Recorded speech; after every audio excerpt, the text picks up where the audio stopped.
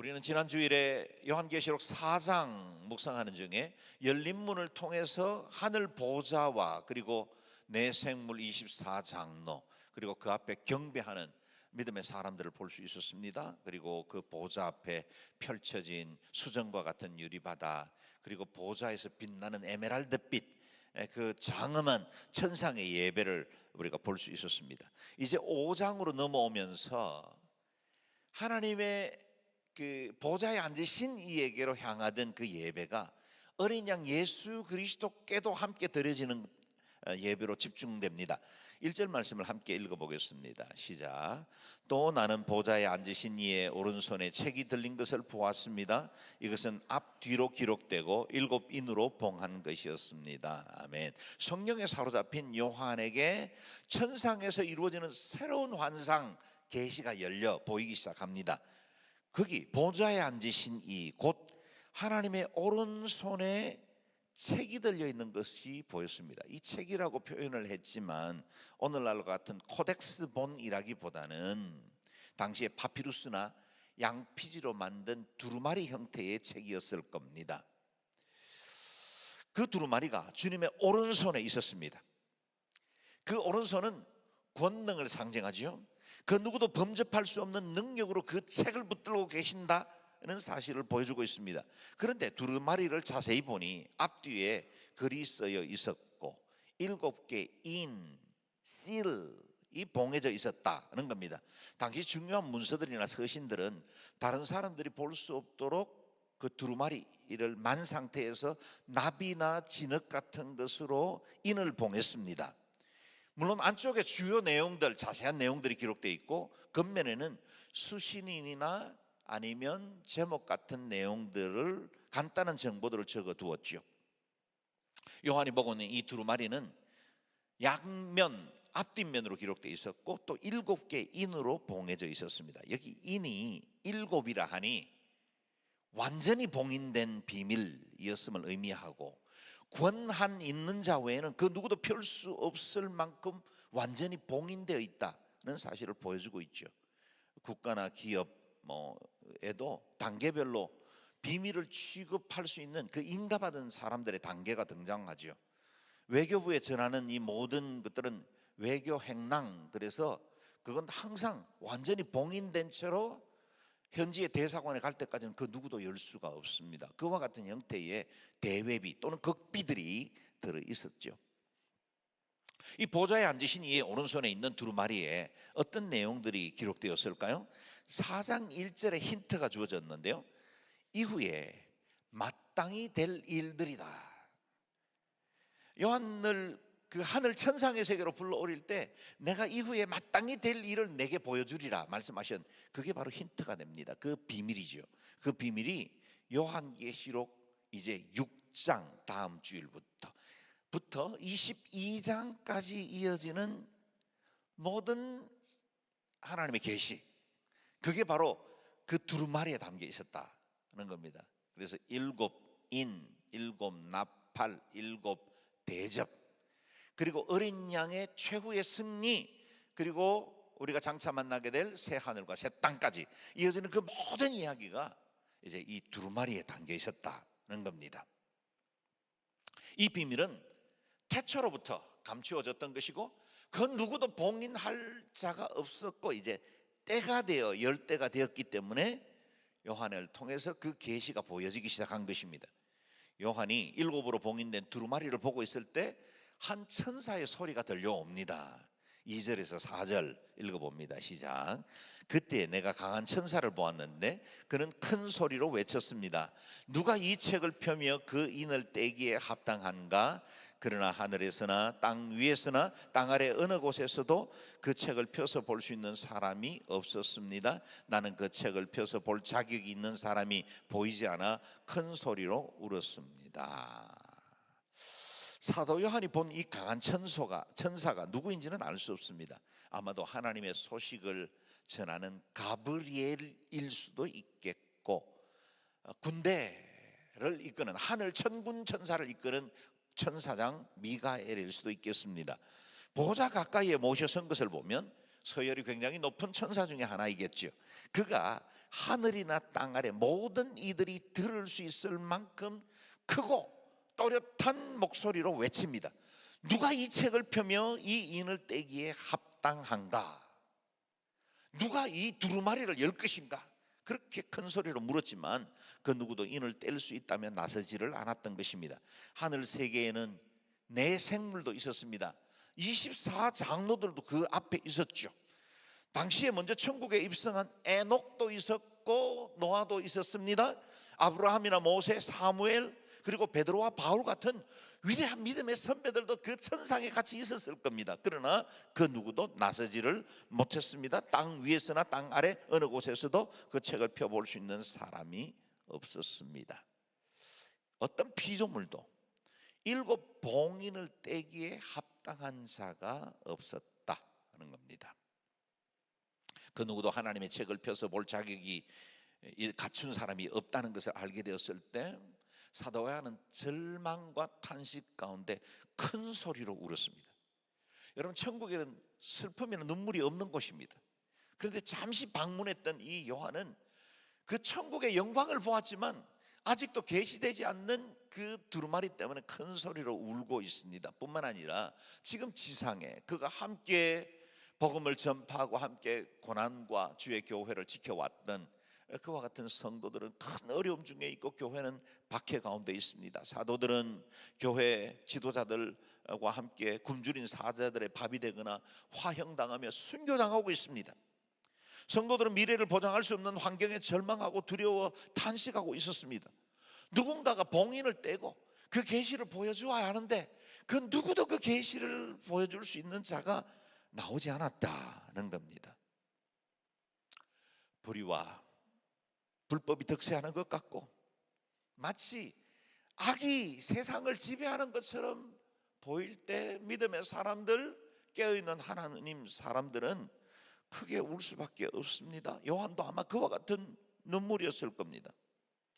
우리 중에도 여러 가지 절망스러운 상황, 앞이 보이지 않을 것 같은 그 암담한 현실 앞에 숨죽여 눈물을 흘리는 분들이 없지 않을 겁니다. 그런데 이 눈물을 그치게 하는 기쁜 소식이 들려왔습니다. 5절 말씀 읽습니다. 시작. 그러자 장로들 가운데 하나가 내게 말했습니다.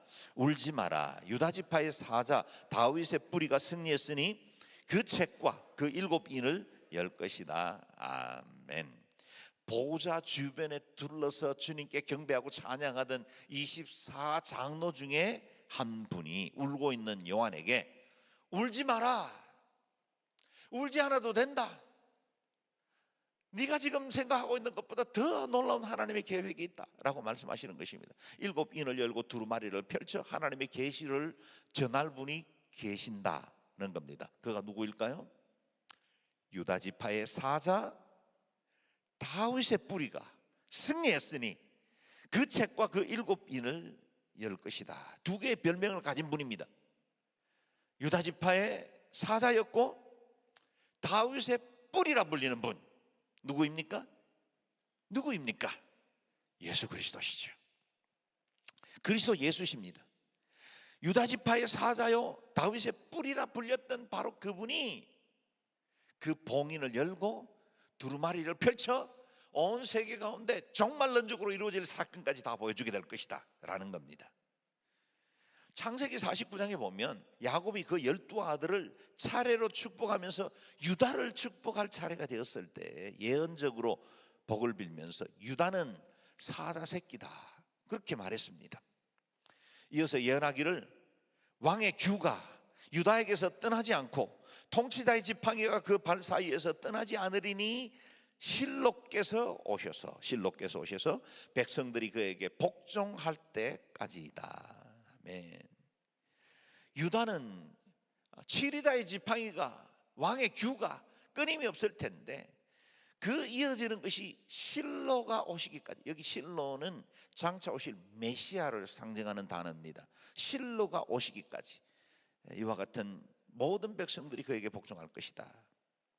그리스도가 오셨고 만왕의 왕 만주의 주가 오셨습니다. 되셨습니다. 뿐만 아니라 그리스도는 다윗의 뿌리로 오셨습니다. 이사야 선지자를 통해서 예언한 말씀과 같죠. 그날에 이새의 뿌리가 나타나 민족들의 깃발이 될 것이다. 나라들이 그에게 찾아오고 그가 있는 곳은 영화롭게 될 것이다. 이 이새는 바로 다윗의 아버지이죠. 그 다윗의 뿌리 가운데 오실 그이가 온 세상의 구주가 되실 것이다. 예수님이 이 땅에 오시기 700년 전에 활동했던 예언자 이사야를 통해서 장차 오실 그 언약, 성취하실 그 하나님에 대해서 예언하고 있는 겁니다. 이렇게 그리스도는 유다 지파의 사자요 다윗의 뿌리로 오셔서 십자가와 부활을 통해 모든 저주와 사망의 권세를 이겨 승리하셨고 천하 만민을 위한 유일한 구세주가 되셨으며 모든 만물의 통치자가 되셨습니다. 하늘과 땅의 모든 권세를 가지신 그리스도만이 하나님 아버지로부터 두루마리를 취할 수 있고 봉인된 7인을 뗄 수 있는 유일한 분이시고 합당한 분이십니다. 그 주님이 동시에 저와 여러분의 구원을 가능하게 하시는 유일한 분이시고 하나님과 그분의 나라에 이르게 할 수 있는 유일한 길이 되어 주셨습니다. 7인을 떼실 유일한 분이 저와 여러분의 구주 예수 그리스도시라면 여러분 우리가 더 이상 울지 않아도 괜찮습니다. 낙심하고 두려워하는 모든 것 승리한 유다의 사자라 불리는 분께 맡기기만 하면 됩니다. 우리를 묶고 있는 어떤 과거의 아픔이라도 좌절이라도 미래에 대한 두려움이나 염려라 할지라도 봉인된 이 두루마리를 여실 그분이 저와 여러분의 주임에 틀림이 없다면 여러분이 그렇게 믿음으로 고백하고 그분 앞에 주 되심을 인정하고 산다면 여러분 두려워하지 마십시오. 미래에 열려지지 않은 세계까지 다 펼쳐주시는 그 하나님이 여러분과 함께 하시고 여러분의 삶을 보증하시고 여러분과 함께 하셔서 종국에 어린 양이 승리하는 것처럼 우리에게도 승리를 허락하실 줄로 믿습니다. 요한에게 유다의 사자와 다윗의 뿌리가 되신 그분의 또 다른 모습이 보입니다. 6절 말씀을 읽겠습니다. 시작. 또 나는 보좌와 내 생물과 장로들 가운데 어린 양이 서 있는 것을 보았는데 죽임을 당했던 것 같습니다. 그가 7뿔과 7눈을 가지고 있으니 이 눈들은 온 땅에 보냄을 받은 하나님의 7영입니다. 아멘. 장로의 말을 듣고 울음을 그친 요한에게 봉인을 여실 분의 다른 모습이 또 보였습니다. 보좌와 내 생물과 장로들, 다시 말하면 천상의 세계 가장 중심에 어린 양 예수 그리스도가 함께 서셨다는 겁니다. 이전에 보았던 유다의 사자 라이언과는 달리 무능하고 연약한 어린 양의 모습이셨는데 그분이 보좌 중심에 서셨다는 겁니다. 지금 보좌 곁에 서 계시지만 이전에 죽임당한 어린 양 같아 보였다. 같아 보였다는 건 그분의 영광과 거룩이 너무나 크기 때문에 그분이 바로 죽임당한 십자가에 못 박혀 들어가신 어린 양 예수 그리스도시라는 사실을 연결시켜 주는 것입니다. 사자가 그리스도의 권세와 위엄을 보여준다면 어린 양은 그리스도의 순종과 희생을 보여줍니다. 선지자 이사야는 장차 메시아가 이 땅에 오셔서 희생당할 것, 고난받으실 것에 대해서 이와 같이 예언을 하지요. 7절 말씀인데요 53장입니다 읽겠습니다. 시작. 그는 학대를 받고 괴롭힘을 당했지만 입을 열지 않았다. 마치 도살장으로 끌려가는 어린 양처럼, 마치 뜰을 깎이는 잠잠한 어미 양처럼 그는 입을 열지 않았다. 아멘. 그리스도는 도살장으로 끌려가는 어린 양처럼, 털을 깎이는 어미 양처럼 잠잠하여 그분은 하늘의 모든 권세를 다 동원하고 천군 천사 12사단도 넘는 그 거대한 군대를 동원하실 수 있는 분이었지만 당신을 위해서는 아무런 능력도 사용하지 않은 채 귀신도 쫓아내시고 그 풍랑이는 바다도 잠잠케 하셨던 그분이 자신을 위해서는 아무런 권세도 사용하지 않은 채 온몸으로 수치와 모욕과 모든 죄과를 담당하셨습니다. 그래서 세례 요한은 그리스도를 보고 세상 죄를 지고 가는 하나님의 어린 양을 보라고 외친 것입니다. 그리고 이 어린 양은 거슬러 올라가면 6월절 바로 그 밤에 이집트 땅에 거대한 사망의 심판들이 이루어지는 그날에, 모든 첫 소상과 모든 장자들이 다 죽어나가는 바로 그날에 어린 양의 피가 발려진 집마다 6월 패스오버 함으로 인해서 그들에게는 저주가 임하지 않게 한 그 바로 어린 양, 바로 그 어린 양의 피가 된 것입니다. 죽임당했던 어린 양이 7뿔을 가지고 계시니 그는 완전한 권세를 가지고 계셨다는 뜻이고, 또 온 땅에 받은 7눈은 온 세상의 통치자이며 완전한 감찰자가 되신다는 뜻입니다.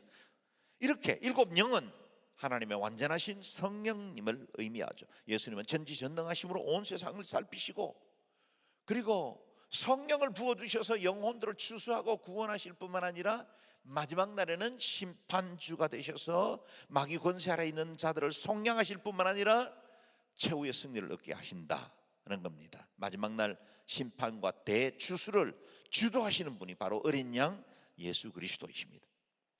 사랑하는 여러분, 오늘 우리의 예배가 어린 양 예수 그리스도를 바라보는 예배가 되기를 바랍니다.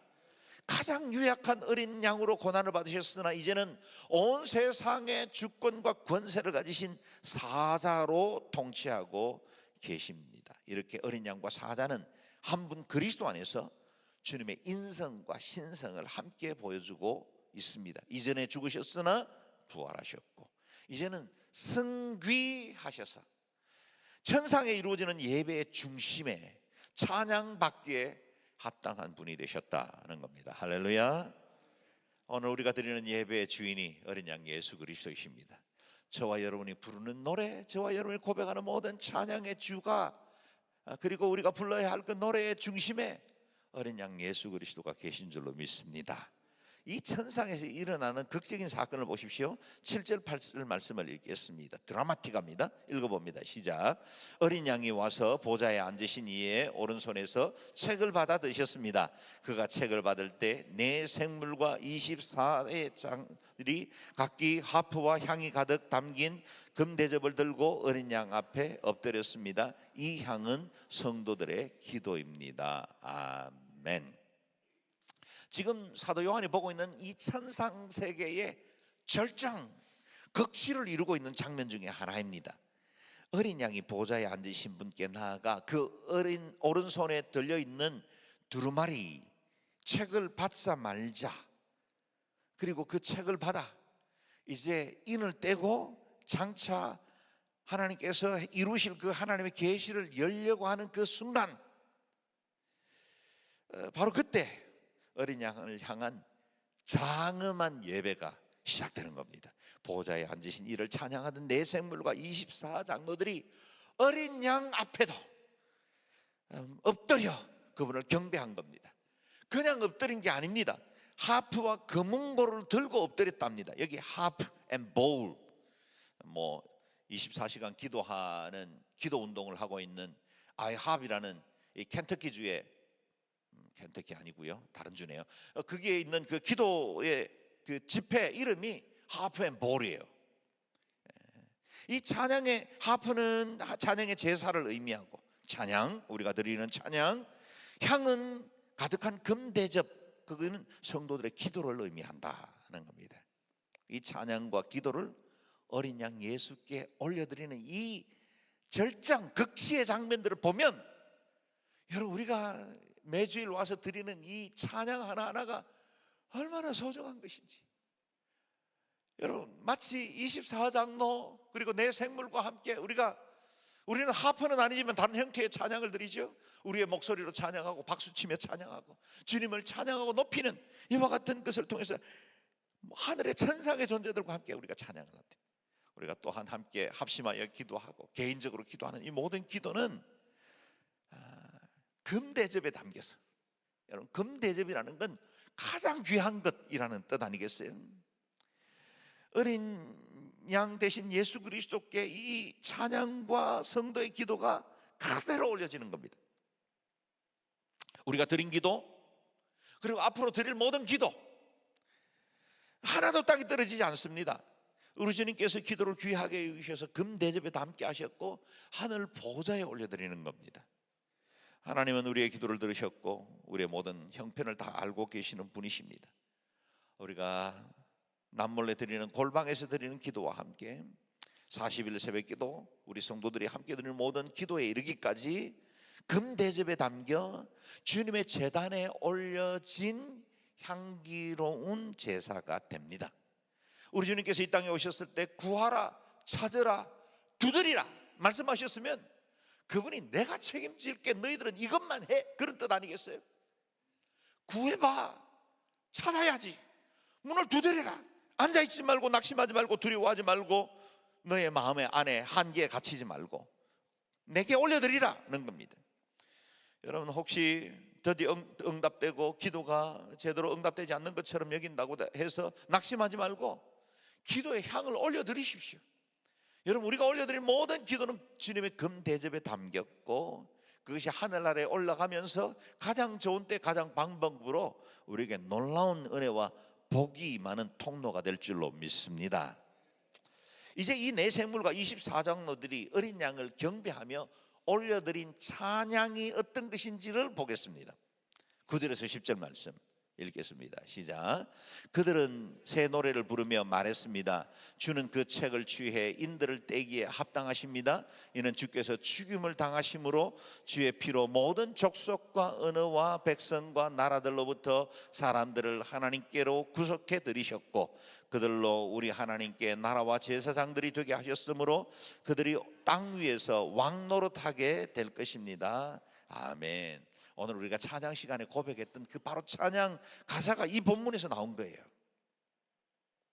그들은 새 노래를 부르며 주님을 찬양한다 그랬어요. 새 노래는 이전에 없었던 노래를 의미합니다. 이 새 노래는 십자가와 부활 사건 이후에 드려지게 된 노래입니다.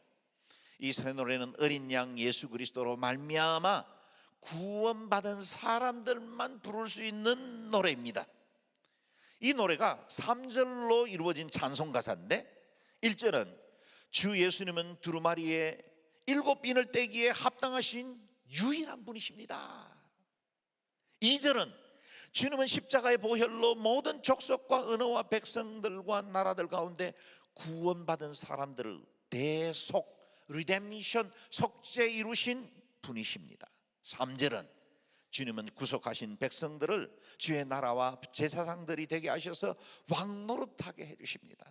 이제 대속받은 하나님의 백성들을 왕노릇하게 해주시는 분이십니다 라고 고백하는 것입니다. 여러분 이들의 찬양, 천상에 이루어지고 있는 이 찬양의 제사를 들으니까 어떤 느낌이 드세요? 이거 우리가 부르던 찬양인데 여러분 우리도 예배 중에 부르고 고백하던 그 찬양의 내용과 같잖아요. 우리는 지금 7일을 뗄 수 있는 유일한 분 예수 그리스도를 나의 주 나의 하나님이라고 고백하고 있습니다. 우리는 주님의 십자가와 보혈로 인해서 대속함을 받았고 땅에 살지만 하늘에 속한 자가 되었고 천성에 이를 때까지 그리스도 예수와 동행하며 십자가 맡겨진 그 십자가를 지고 주를 따르는 자들이 되었습니다. 더 이상 죄와 사망이 우리에게 왕노릇할 수 없습니다. 우리는 하나님의 백성이 되었습니다. 주님의 권세 아래 있습니다. 어둠은 물러갔고 의의 빛, 생명의 빛이 우리를 주관합니다. 모든 정죄와 심판으로부터 자유롭게 되었습니다. 그러므로 우리도 내 생물과 24장로와 함께 드리는 이 찬양의 제사에 날마다 동참하며 하나님을 찬양하지 않을 수 없지요. 우리가 부를 수 있는 노래는 아무나 부를 수 있는 노래가 아닙니다. 계시록 14장 3절 말씀을 한번 읽어볼까요? 시작. 그들은 보좌 앞과 내 생물과 장로들 앞에서 새 노래를 부릅니다. 그러나 땅에서 구속함을 받은 14만 4천 명 밖에는 아무도 그 노래를 배울 수가 없습니다. 아멘. 여러분 내 생물 장로들 앞에서 새 노래를 부르게 되었는데 그 새 노래를 부를 수 있는 사람은 땅에서 구속함을 받은 14만 4천, 저와 여러분 곧 구원받은 사람들만 그 노래를 배울 수 있다. 할렐루야. 예수 그리스도를 알지 못하는 사람은 배울 수도 없고 부를 수도 없는 노래. 오로지 예수 그리스도의 은혜로 십자가로 인해서 구속함을 받아 거듭난 하나님의 사람들만 부를 수 있는 그 노래, 그 새 노래가 대속의 은혜로 거듭난 사람들이 이곳에서 부르면서 그 찬양을 하다가 마지막 날 천세계에 올라가서도 동일하게 어린 양 예수 그리스도를 찬양하게 되는 거예요. 이 시간 우리가 함께 같이 찬양 하나 했으면 좋겠는데요, 요즘 많이 불려지는 찬양 중에 하나죠. 성축해 내 영혼아, 내 마음과 모든 전 존재를 다해 주님을 찬양하고 내 삶의 모든 것들이 주께 있습니다. 그와 같은 고백이죠.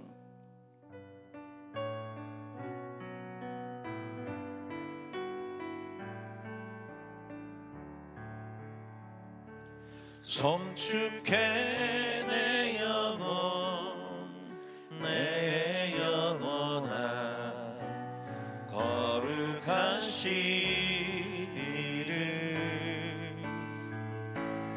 이전에 없었던 노래로 나 주님을 경배해.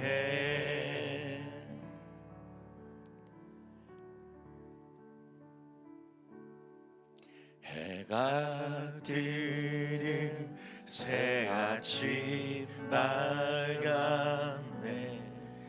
이제 다시 주님 찬양. 무슨 일이나 어떤 일이 내게 놓여도 저녁이 올 때 나는 노래해. 성축해 내 영혼, 내 영혼아, 거룩하신 이름. 이전에 없었던 노래로 나 주님을 경배해. 노하기를 드디어 하시는 주, 노하기를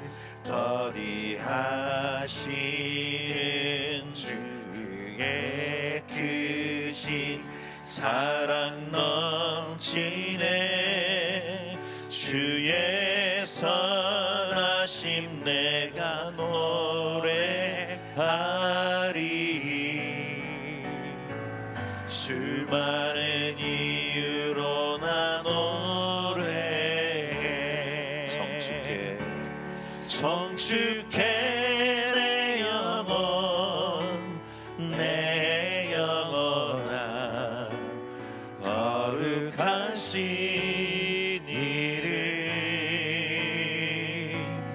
이전에 없었던 노래로 나 주님을 경배해. 곧 그날에 나의 힘이 다하고, 곧 그날에 나의 힘 다하고, 나의 삶의 여정 마칠 때 끝없는 찬양 나 누리리라. 수많은 세월 지나 영원히. 성축해 내 영혼, 내 영혼아, 거룩하신 이름.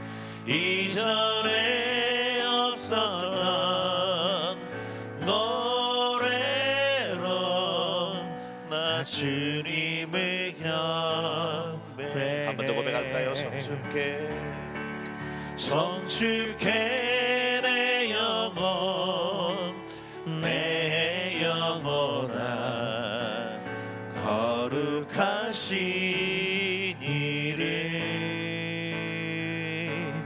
이전에 없었던 노래로 나 주님을 경배해.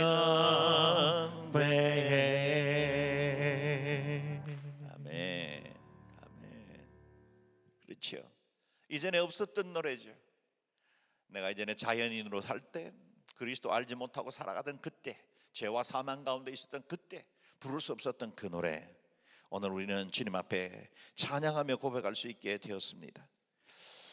이어지는 말씀을 보십시오. 그 찬양은 점점 더 확대되고 장엄해집니다. 마치 호수강 가운데 돌이 떨어지면 그 파장들이, 동심원이 점점 확대돼서 호수 전체로 퍼지는 것처럼 이와 같은 찬양의 확대가 이루어져요. 저는 오늘 여러분, 우리의 찬양이 이와 같은 점점점 하늘 천상의 찬양과 함께 온 세상 가운데 번져지는 소망을 가지고 이 말씀을 읽었으면 좋겠습니다. 11절 12절 말씀을 읽겠습니다. 시작. 그때 나는 보좌와 생물들과 장로들을 에워싼 수많은 천사들을 보고 음성을 들었는데 그들의 수가 만만이요 천천이었습니다. 그들은 큰 소리로 말했습니다. 죽임을 당하신 어린 양은 능력과 부귀와 지혜와 힘과 존귀와 영광과 찬양을 받으시기에 합당하십니다. 아멘. 내 생물과 24장로가 보좌에 앉으신 이와 어린 양을 찬양하기 시작하자 그때 하늘에 존재하는 모든 천상의 존재들이 화답하여 새 노래를 함께 부르고 있습니다. 수많은 천사들, 만만이요 천천이라고 하는, 그야말로 숫자를 헤아릴 수 없는 수많은 천군과 천사들이 함께 찬양을 합니다. 그래서 그 찬양의 가사들을 우리 마음속에 다시 새기고 이것이 우리의 영원한 찬양이 되었으면 좋겠습니다. 우리 큰 소리로 함께 이 찬양의 가사를 읽겠습니다. 시작. 죽임을 당하신 어린 양은 능력과 부귀와 지혜와 힘과 존귀와 영광과 찬양을 받으시기에 합당하십니다. 아멘. 아멘. 어린 양 예수 그리스도, 그분은 이 모든 것을 받으시기에 합당하신 분이십니다. 능력, 부귀, 지혜, 힘, 존귀, 영광, 찬양, 이 모든 것은 그리스도께 속해 있는 것입니다. 그리스도께 속해 있는 것이기 때문에 그분을 찬양하기에 합당하다는 겁니다. 그러므로 능력과 부귀를 원하거든 그리스도께로 오셔야 합니다. 지혜와 힘을 얻기를 원하거든 주님께로 와야 합니다. 존귀와 영광을 바란다면 어린 양 예수 그리스도 한 분만 섬겨야 합니다. 불안하고 두렵고 눌리고 뭔가 여러분의 마음을 붙들고 있는 것들이 있거든 어린 양 보좌에 앉으신 어린 양과 보좌에 앉으신 이를 바라보아야 합니다. 그분께 영광과 존귀와 찬양을 올려드리면 하늘로부터 임하는 은혜의 빛이 우리의 마음을 채울 겁니다. 우울감이 떠나가고 두려움이 사라지고 염려가 떠나가는 놀라운 은혜가 어린 양을 바라볼 때 임하기를 주의 이름으로 축원합니다. 이제 그 찬양은 피조 세계 전체로 확대됩니다. 또 다른 동심원이 이루어지죠. 13절 14절 읽겠습니다. 시작. 또 나는 하늘과 땅 위와 땅 아래와 바다에 있는 모든 피조물들과 그 안에 있는 모든 것들이 보좌에 앉으신 분과 어린 양께 찬송과 존귀와 영광과 능력이 영원토록 있기를 빕니다 라고 하는 소리를 들었습니다. 이에 내 생물은 아멘 하고 하답했고 장로들은 엎드려 경배했습니다. 아멘. 찬양의 절정에 이르렀죠. 보좌로부터 동심원처럼 점점 확장되어던 그 찬양이 이제는 모든 피조세계, 여기 보면 하늘과 땅 위와 땅 아래와 바다에 있는 모든 피조물들, 그리고 그 안에 있는 모든 것들, 이 모든 것들이 하나님 앞에 경배하고 어린 양 예수 그리스도를 찬양하기 시작한 것입니다. 사랑하는 여러분, 그 찬양 중에 일부분이 우리가 지금 드려지고 있는 거예요.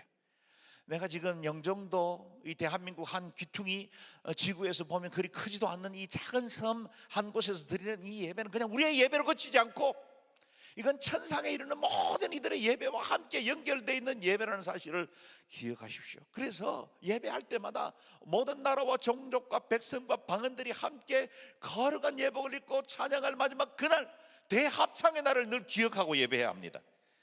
그래서 그 예배가 여러분 늦을 수 없어요. 찬양 다 끝난 다음에 올 수 없는 예배입니다. 여러분, 이 예배는 어느 날 가볍게 여기고 우리가 그냥 대충 영상으로 드려도 되는 예배 아닙니다. 우리가 어디서 드리든 하나님 앞에 정말 최상의 것을, 모든 것을 다하여 드려야 할 예배입니다. 이 어린 양께 드리는 그 찬양에 내 생물과 장로들이 엎드려 경배하고 아멘으로 화답합니다.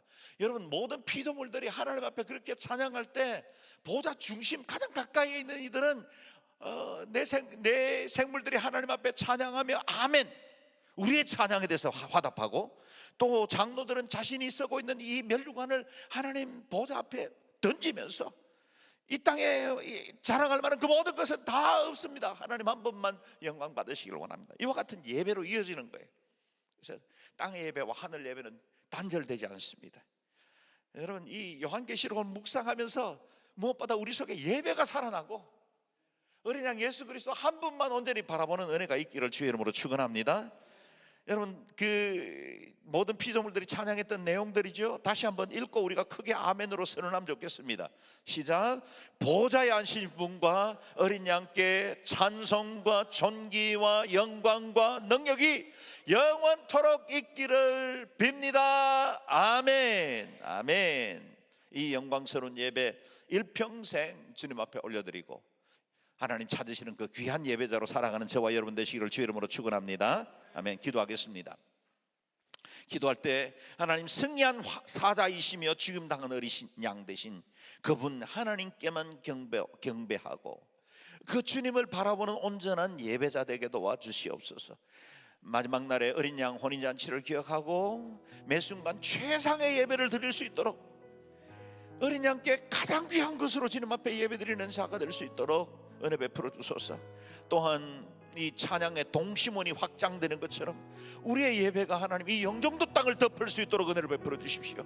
그래서 하나님, 우리 교회에서 드려지는 예배가 영종도에 있는 100개 교회들에게도 동심원처럼 예배가 은혜로 흘러가게 도와주시고, 또 이 땅에 아직도 그리스도를 알지 못하는 사람들에게도 이 은혜 흘러갈 수 있도록 우리가 온전한 예배 자리를 지키고 어린 양 예수 그리스도 그 영광과 거룩을 찬양하고 찬송과 존귀와 영광을 오로지 한 분께만 올려드리게 도와주옵소서. 주의 이름을 한 번 부르고 기도하겠습니다. 주여